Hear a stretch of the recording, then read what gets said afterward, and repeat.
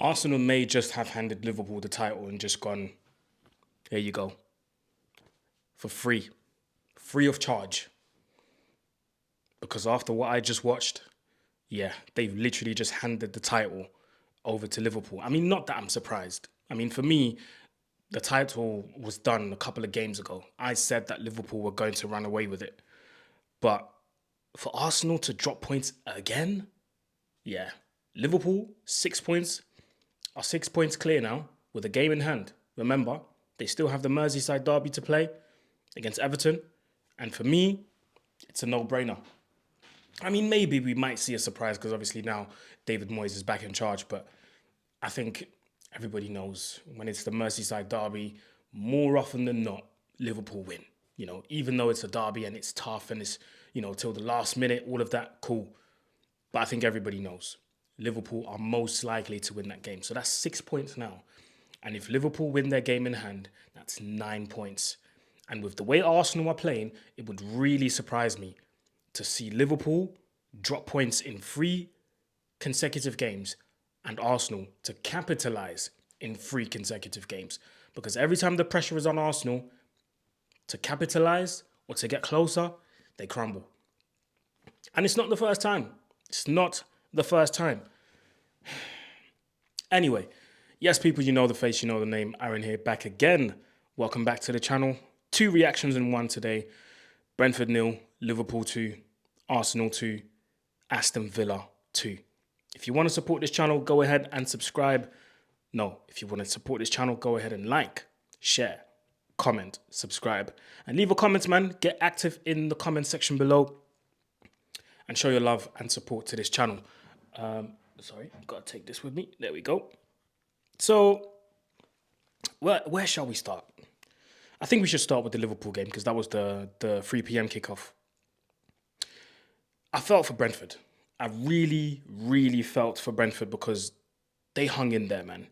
They hung in there. But at the same time, they only have themselves to blame because they did have chances to win the game. They did have chances to maybe put the game to bed at certain points. In the first half especially, on both sides they had chances, but in the first half especially, what I really liked was Brentford constantly looking for Mbeumo on the right-hand side. And Mbeumo, I don't know what was wrong with him today, but today just wasn't his day. He got himself into good positions, but when it came to getting into that final third and trying to find positions where he could finish and really, put the ball into the back of the net, I don't know, there was that something that was missing.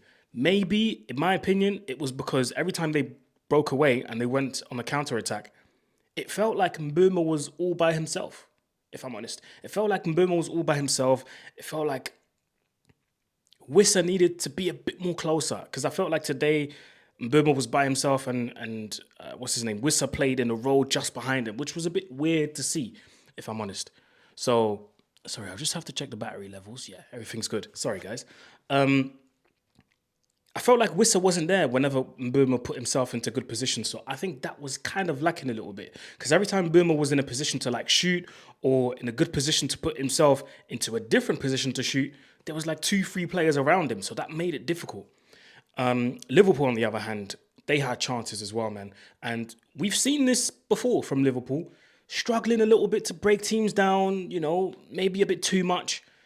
Because they had chances in the first half. The first one I'm thinking of was the Szoboszlai one that hit the crossbar. Gravenberch had a shot that was saved by Flecken. I think McAllister had a chance as well, or maybe that was the second half. And in the second half as well, in the second half, Liverpool really came alive. And I think, again, credit has to go to Arne Slot for making the right changes at the right time. Bringing in Harvey Elliott, bringing in Chiesa, bringing in Darwin Nuñez. They made the difference at the end of the day because in all 3 goals, all 3 of them were involved. And that's very similar, excuse me, it's very similar to when Arne Slot midweek made those 2 changes, Tsimikas and, what's his name, Jota. 30 seconds later, cross comes in or corner from Tsimikas, goal from Jota. It's the same today, bro. Same today. He made the changes at the right time, and all three were involved in the goals. That first goal that Liverpool scored, I have to say, Trent Alexander-Arnold had a chance as well in the second half. So back to the goal. The first goal, what a lovely weighted pass from Harvey Elliott with the outside of his boot into Trent's run. He tries to cross the first time, it gets blocked, tries to cross the second time, across the ground, Darwin Nuñez, right place, right time. And that's why sometimes you need that number 9, because number 9s just know where to be at the right place, at the right time. Yes, they might not be prolific and all of that, especially in Darwin Nuñez's case. This season hasn't been the best.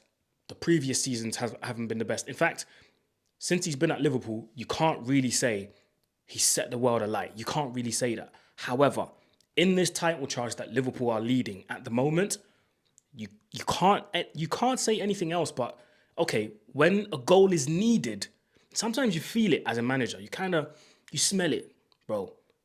Right change at the right time, and Darwin Nuñez, right place, right time. Harvey Elliott, lovely weighted pass, like I said, into Trent's run.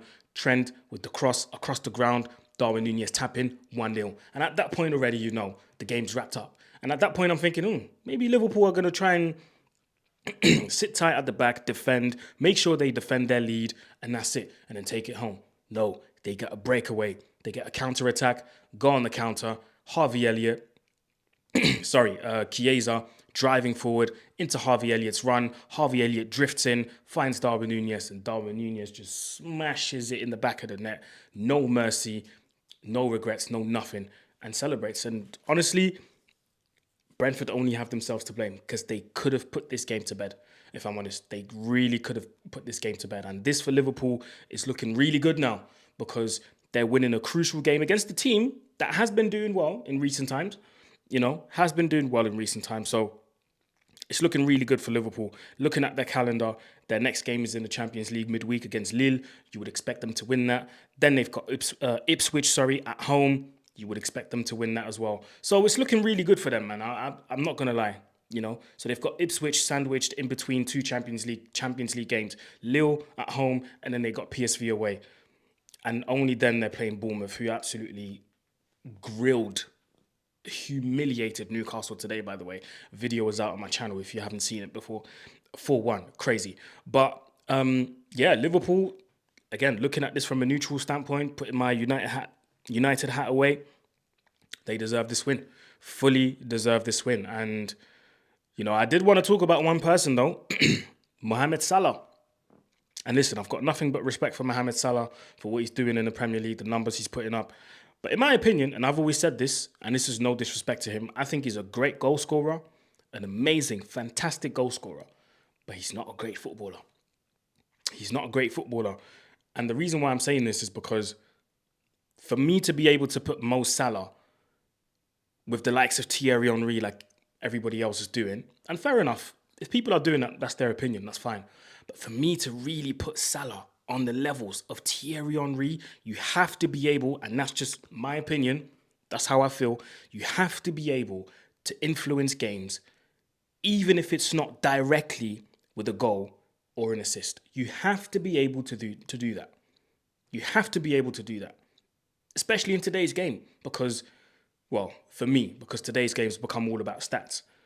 But way too many times I'm seeing Mo Salah being a passenger if he's not scoring or assisting. He's a complete passenger. And ultimately, in moments like today, if it wasn't for Darwin Nuñez coming on and scoring 2 goals, we're talking about something completely different here. We're talking about a draw. We could have talked about a draw from Liverpool away against Brentford. So then you're looking at Mo Salah and you're going, well, why didn't you do your job today? And again, when I say do your job, yes, of course, goals and assists. But how else do you influence the game? How do you contribute to you, or to your team rather, winning the game? How do you contribute to your team winning the game? Today, he had like a snapshot in the second half and it went wide. That's about it. That's all I can remember from Salah. But again, great goal scorer, not a great footballer, in my opinion. Not a great footballer. So, And, then it was up to Arsenal. To try and get closer to Liverpool, try and win the game, and they blew it. They absolutely blew it. In fact, they blew not just the game, but they blew the lead. Arsenal went up 2-0, completely dominated the whole game, by the way. Dominated it. But again, credit has to go to Villa because they had an extreme amount of character to come back and draw and salvage a draw out of this tough game. Because it's not easy to go to the Emirates and win. Teams will tell you that. But Villa done really, really well to go to the Emirates and for the second year in a row not lose. That was literally on character. And you've got to give them credit for that. Arsenal take the lead, completely dominate the game. Take the lead through Martinelli, and he needed that goal. That was a big, big goal for Martinelli because, he's been getting a lot of scrutiny, including for me. I personally do not think he's Arsenal level, but the goal was massive for him. Over the line, of course, the referee had to look at his watch and give the goal. Second half, Arsenal double the lead, make it 2-0. Arsenal double the lead, make it 2-0. And then you're thinking,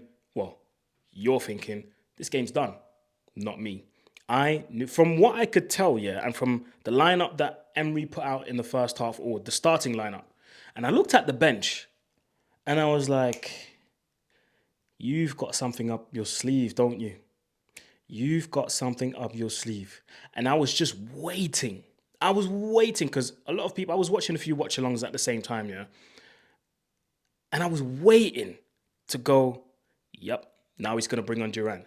Yep. Now he's going to bring on Bailey.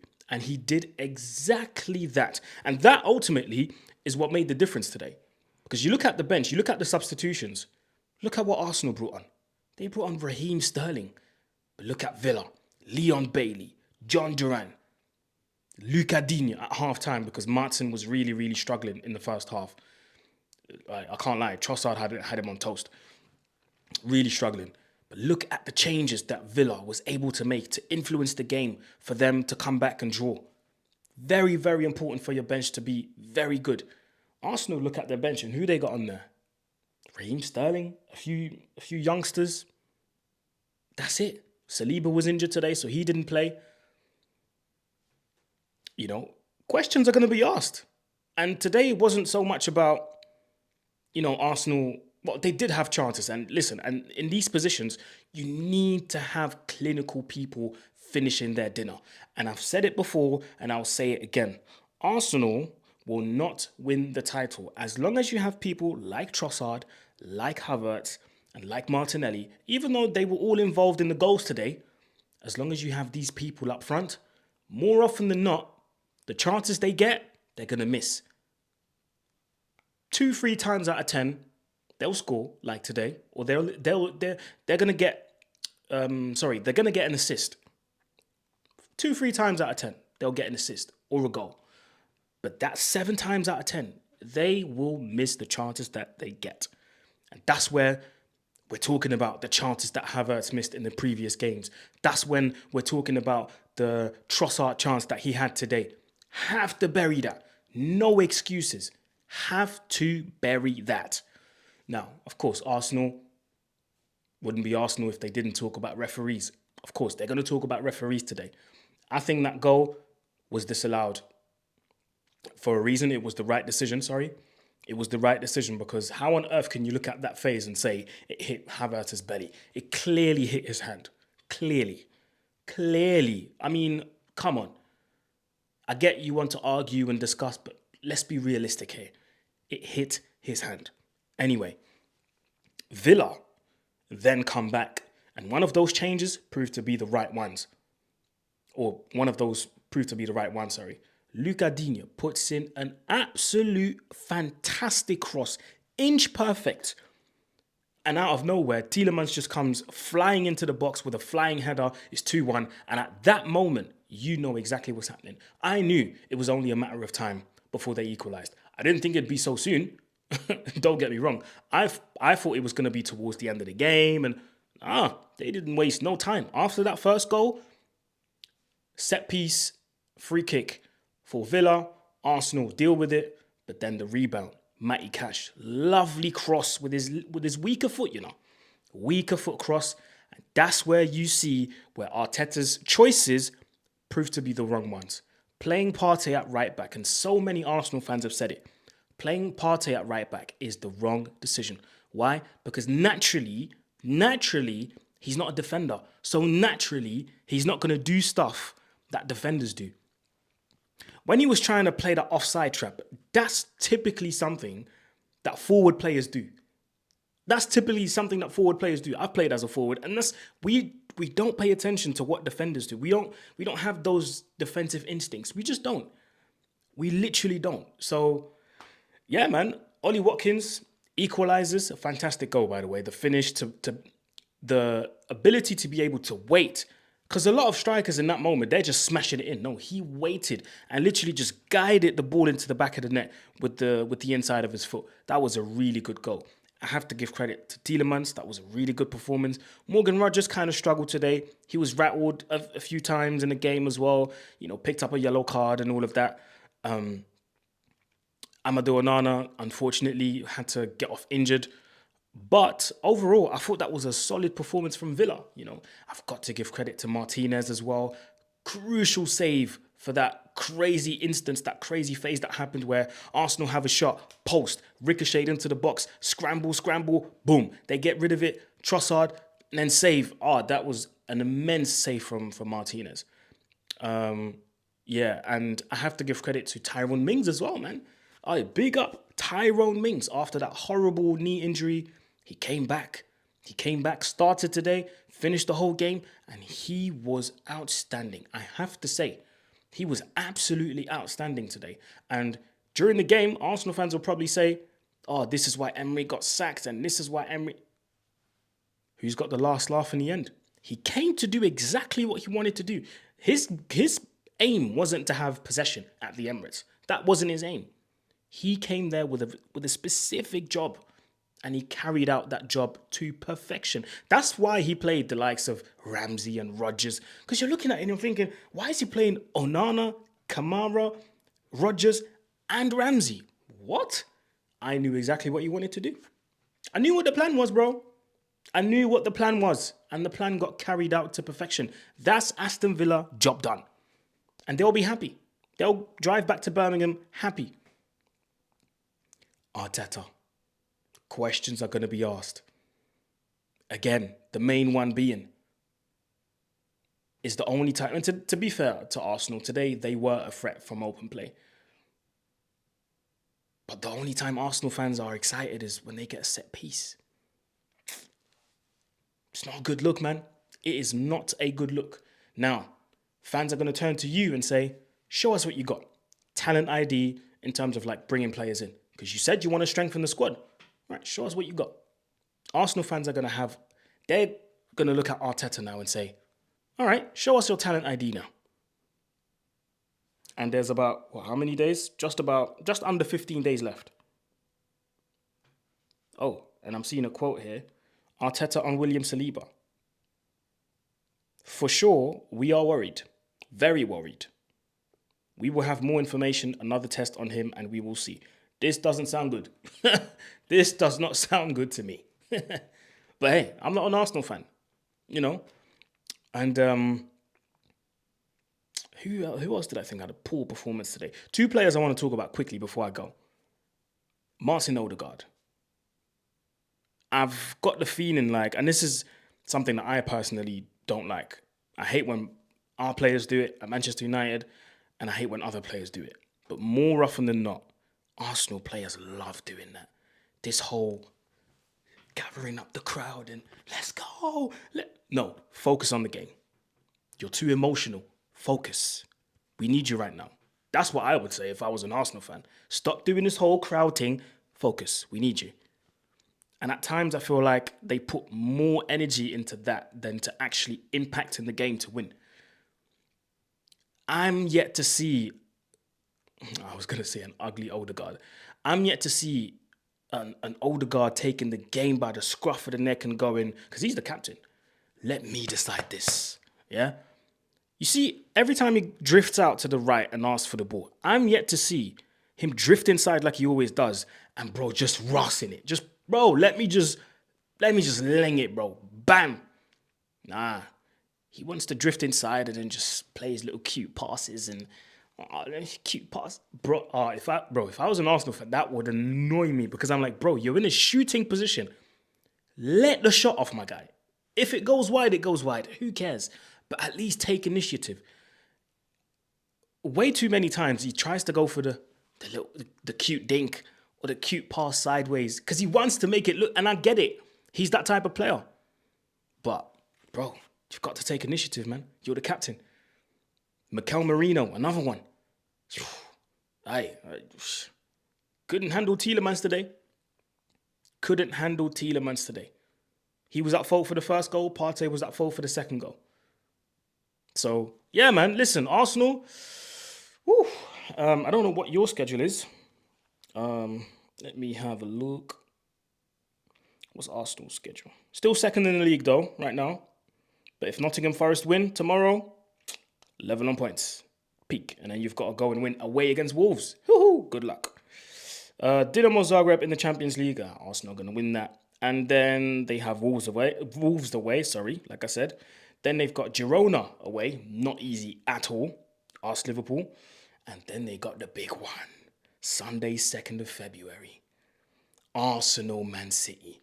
And I think that is when Man City are going to come and get their revenge. Oh, that's going to be sweet. With Marmoush, with Kuzanov, and with Victor Reis, and God knows who else they're going to sign by then. Woo! Yeah, it's looking peak. But anyway, if you like this video, go in the comment section. If you made it till the end of this video, go in the comment section and type in title race done.